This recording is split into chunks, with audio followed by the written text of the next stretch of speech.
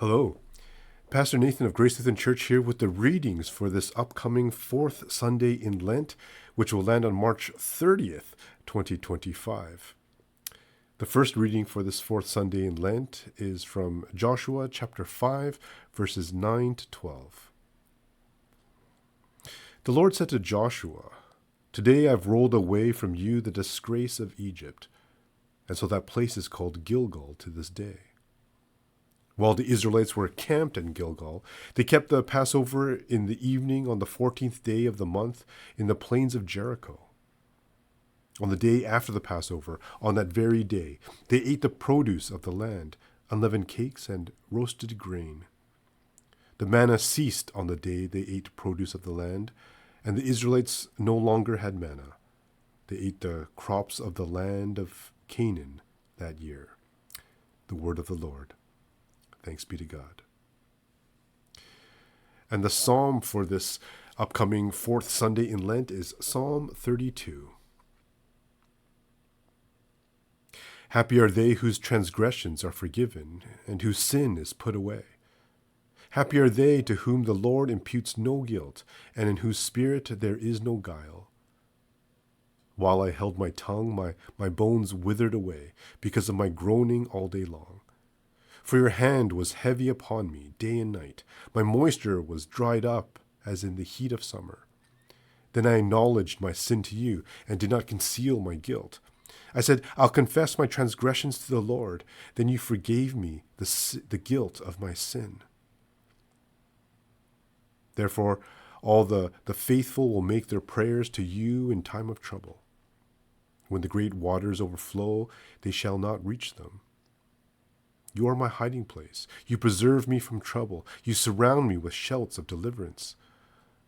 I'll instruct you and teach you in the way that you should go. I'll guide you with my eye. Don't be like the horse or mule which have no understanding, who must be fitted with bit and bridle, or else they'll not stay near you. And great are the tribulations of the wicked, but mercy embraces those who trust in the Lord. Be glad, you righteous, and rejoice in the Lord. Shout for joy, all who are true of heart. Psalm 32. And the second reading for this upcoming fourth Sunday in Lent is from 2 Corinthians chapter 5, verses 16 to 21.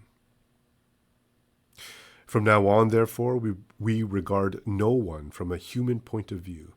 Even though we once knew Christ from a human point of view, we no longer know him in that way. So if anyone is in Christ, there's a new creation.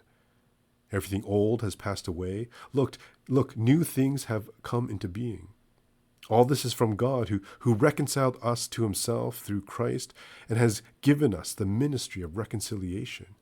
That is, in Christ, God was reconciling the world to himself, not counting their trespasses against them, and entrusting the message of reconciliation to us.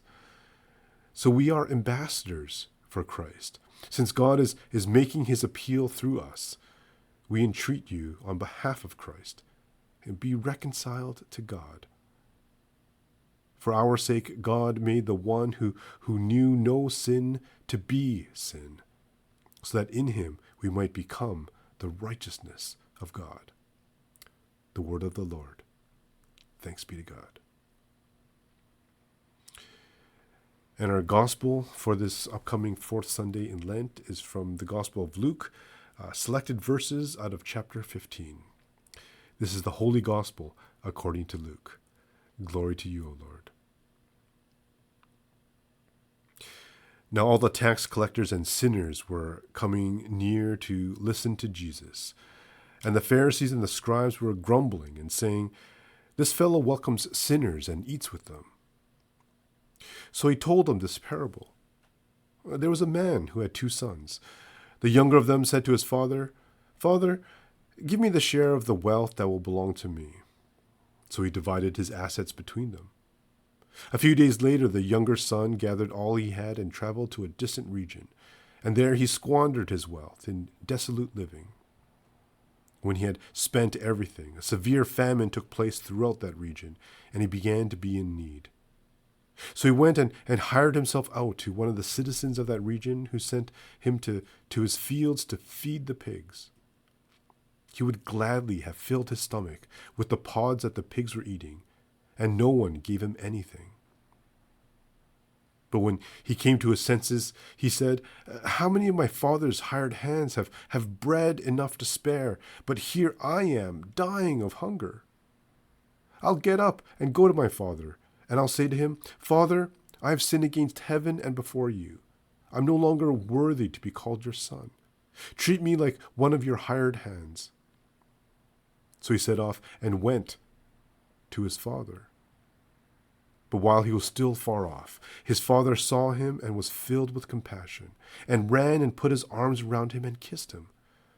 Then the son said to him, "Father, I have sinned against heaven and before you. I am no longer worthy to be called your son." But the father said to his slaves, "Quickly, bring out a robe, the best one, and put it on him.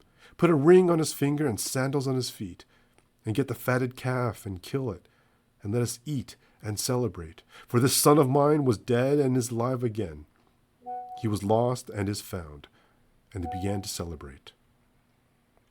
Now his elder son was in the field, and as he came and approached the house, he heard music and dancing. He called one of the slaves and asked what was going on. He replied, Your brother has come, and your father has killed the fatted calf because he has got him back safe and sound." Then he became angry and refused to go in. His father came out and began to plead with him. But he answered his father, "Listen, for all these years I've been working like a slave for you. I have never disobeyed your command, yet you have never given me even a young goat that I might celebrate with my friends. But when this son of yours comes back, who has devoured your assets with prostitutes, you killed a fatted calf for him." Then the father said to him, "Son, you are always with me, and all that is mine is yours. But we had to celebrate and rejoice, because this brother of yours was dead and has come to life. He was lost and has been found." The Gospel of the Lord. Praise to you, O Christ.